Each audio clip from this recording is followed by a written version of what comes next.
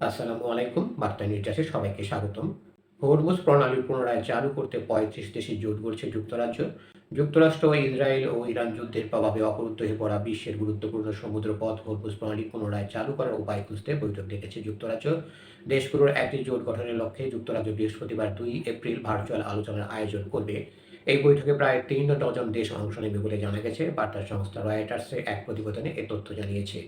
British পররাষ্ট্রমন্ত্রী Yvette Cooper London থেকে France, Germany, Italy, Canada ও সংযুক্ত আরব আমিরাত সহ প্রায় ৩৫টি দেশের অংশগ্রহণে একটি ভার্চুয়াল বৈঠকে সভাপতিত্ব করবেন। বৈঠকে হরমুজ অঞ্চলে নৌ চলাচলের স্বাধীনতা পুনরুদ্ধারের উপায় নিয়ে আলোচনা হওয়ার কথা রয়েছে। তবে এই বৈঠকে যুক্তরাষ্ট্রের অংশগ্রহণের কথা জানা যায়নি। ব্রিটিশ প্রধানমন্ত্রী কিয়ার স্টারমার জানিয়েছেন, পররাষ্ট্রমন্ত্রী ইভেট কুপারের সভাপতিত্বে এই বৈঠকে নৌ চলাচলের স্বাধীনতা পুনরুদ্ধার, আটকে পড়া জাহাজ ও নাবিকদের নিরাপত্তা নিশ্চিত এবং নিত্য প্রয়োজনীয় পণ্যের সরবরাহ পুনরায় শুরু করার বিষয়ে কূটনৈতিক ও রাজনৈতিক পদক্ষেপ নিয়ে আলোচনা হবে। দর্শক, আরও সংবাদ পেতে আমাদের বার্তা নিউজ চ্যানেলটি সাবস্ক্রাইব করে আমাদের পাশেই থাকুন। পারস্য উপসাগরকে বিশ্ব মহাসাগরের সঙ্গে যুক্ত করা এই জলপথে বাণিজ্যিক জাহাজে ইরানের হামলা ও হুমকির কারণে বর্তমানে যান চলাচল প্রায় বন্ধ রয়েছে। এর ফলে বিশ্ববাজারে তেলের সরবরাহ ব্যাহত হচ্ছে এবং জ্বালানি তেলের দাম আকাশচুম্বী হয়েছে। বিস্ময়কর হলেও বৃহস্পতিবারে এই গুরুত্বপূর্ণ বৈঠকে অংশ নিচ্ছে না যুক্তরাষ্ট্র। মার্কিন প্রেসিডেন্ট ডোনাল্ড ট্রাম্প স্পষ্ট জানিয়ে দিয়েছেন, এই জলপথের নিরাপত্তা নিশ্চিত করা আমেরিকার কাজ নয়। মিত্র দেশগুলোকে উদ্দেশ্য করে তিনি বলেছেন, নিজেদের তেলের ব্যবস্থা নিজেরাই করো।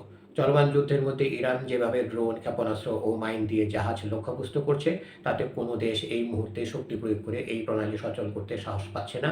তবে কিয়ার স্টারমার জানিয়েছেন, যুদ্ধ শেষ হওয়ার পর কীভাবে এই পথের নিরাপত্তা নিশ্চিত করা যায় তা নিয়ে কাজ করতে বিভিন্ন দেশের সামরিক পরিকল্পনাকারীরা শীঘ্রই বৈঠকে বসবেন।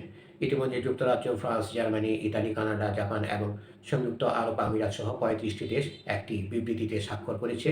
সেখানে ইরানকে হরমুজ প্রণালী অবরোধের চেষ্টা বন্ধের দাবি জানানো হয়েছে এবং নিরাপদ চলাচলের জন্য প্রয়োজনীয় প্রচেষ্টায় অবদান রাখার অঙ্গীকার করা হয়েছে।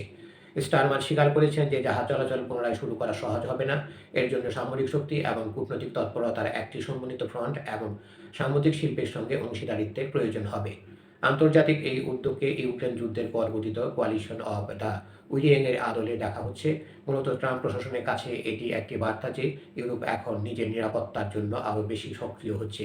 বিশেষ করে ট্রাম্পের ন্যাটো ত্যাগের হুমকির পর ইউরোপীয় দেশগুলোর মধ্যে মহাদেশীয় প্রতিরক্ষা ব্যবস্থা জোরদারের তাগিদ আরও বেড়েছে। বৃহস্পতিবারের এই বৈঠককে একটি প্রাথমিক পদক্ষেপ হিসেবে দেখা হচ্ছে। এরপর কর্মকর্তাদের পর্যায়ে ওয়ার্কিং লেভেল বৈঠকের মাধ্যমে বিস্তারিত কর্মপরিকল্পনা চূড়ান্ত করা হবে।